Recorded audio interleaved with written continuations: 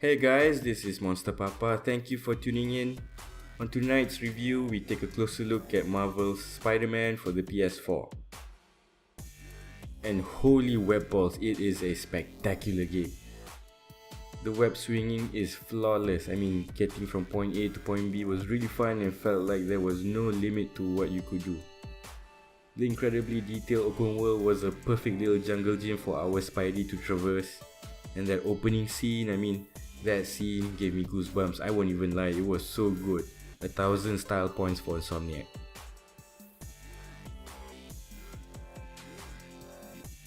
Combat can be approached in multiple ways. Stealth was an option, but when shit hits the fan, you know Spider-Man can pretty much dodge anything. Fight mechanics were executed perfectly. Spidey fought like Spidey, bouncing from one thug to another, stringing up combos, never letting the action fade even for a second. Now the gameplay was insanely fun. Before the game came out, Insomniac released a lot of teasers, like there would be this side quest that involves chasing pigeons. I admit I was kinda skeptical at first that this game would be kinda repetitive and end up being boring really fast. Kinda like how I feel about Assassin's Creed. But that wasn't the case at all. Chasing those damn pigeons was hella fun, and the game had a variety of other side missions and little tasks that you could fill up your time with, like petty crimes and taking on the Taskmaster's challenges.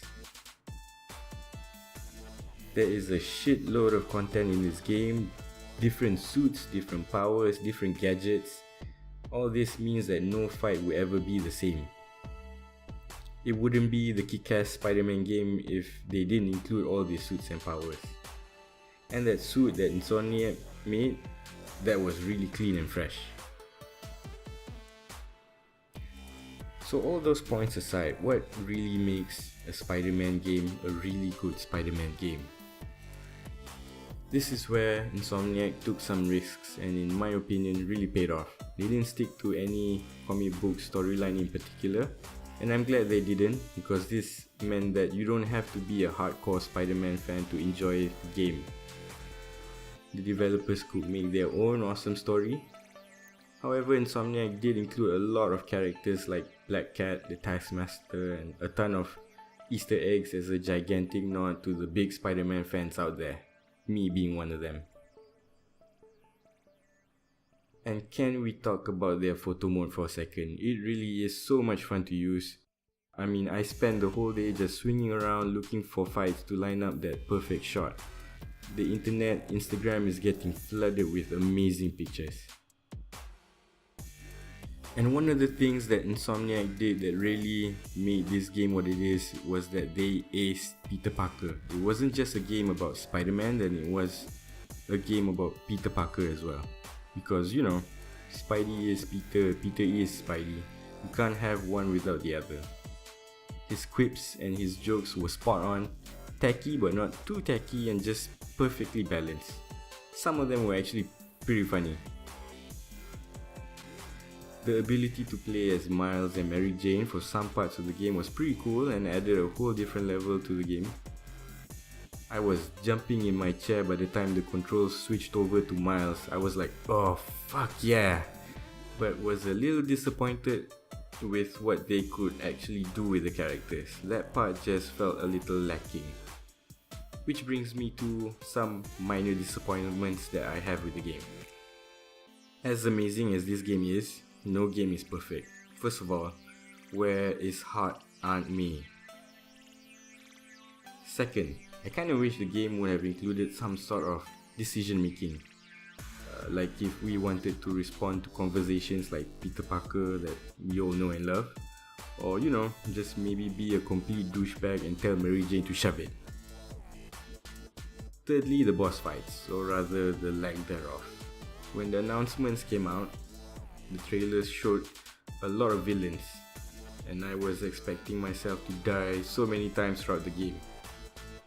But that wasn't necessarily the case. For me, my opinion is that they didn't have enough mini bosses. They didn't even have really hard boss fights in my opinion. I played the game on Spectacular, which is the hardest difficulty there is, And I don't consider myself a full-time pro gamer in the least, but it was still relatively easy for me to finish on that difficulty.